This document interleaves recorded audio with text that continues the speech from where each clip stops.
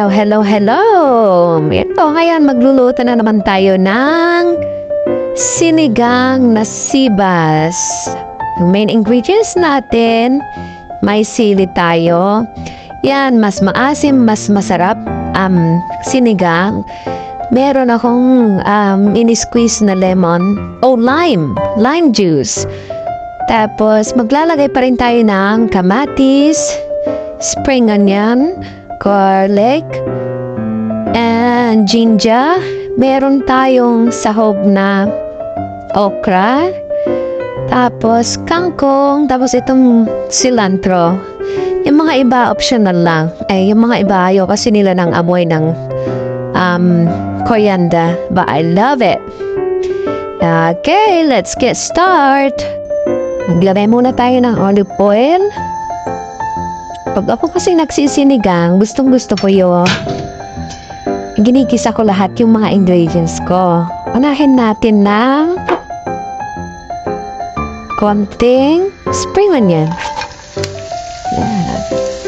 Last na natin ilagay yung iba. Tusta lang natin ng konti. Add natin ang bawang. Let's garlic.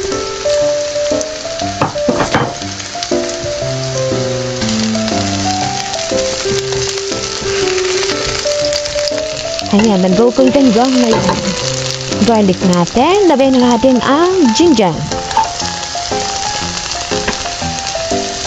Isabay na natin yung kamatis. That's pineapples. Gisa lang natin hanggang maging soften.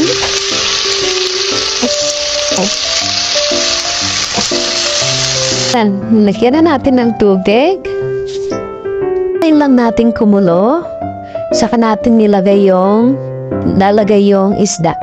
Ina natin ang pampalasa, which is the vegetable stocks. Paminta. It's black pepper. Lagyan na rin tayo ng asin. Ang ginagamit ko, yung Himalayan salt, which is mas less salt kasi at maraming vitamina ang naibibigay. Natin ng tubig kasi I'm sure na mapapatikto na naman ang anak ko nito. Lalagay din ako ng patis, pang timpla lang. Kulo na. Ilagay na natin ang isda. Yan, ang fish natin. It was a sibas.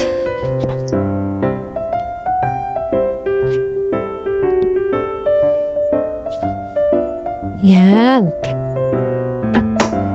Saka natin isunod yung pangpaasim.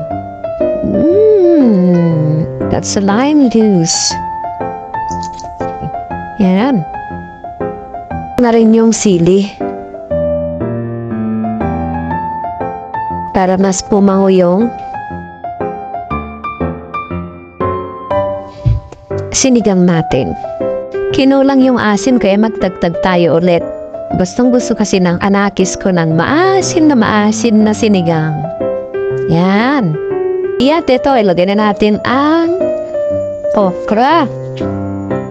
Yan. Wait natin ng mga 3 minutes. Yan, tikman na natin kung tama ba ang iyong timpla niya. Kung maasin na ba o maalat o ano.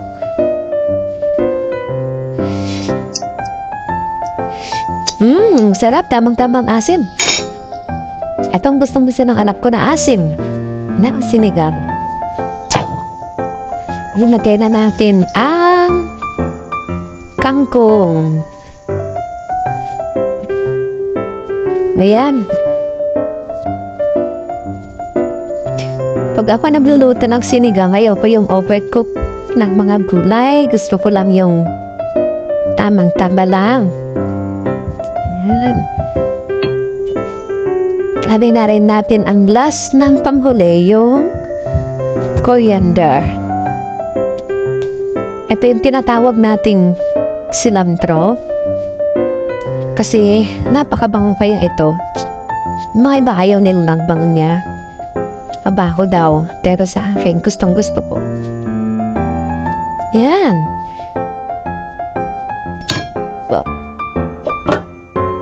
And final touch is last nag-iwan ako ng konti doon sa spring onion. Lagay natin on top. Yan.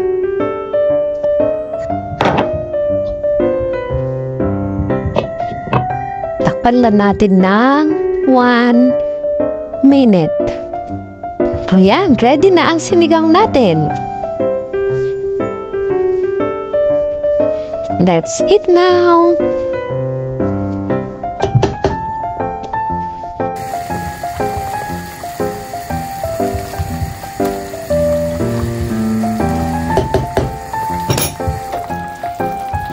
How is it? The sinigang sunshine? It's good. It's yummy.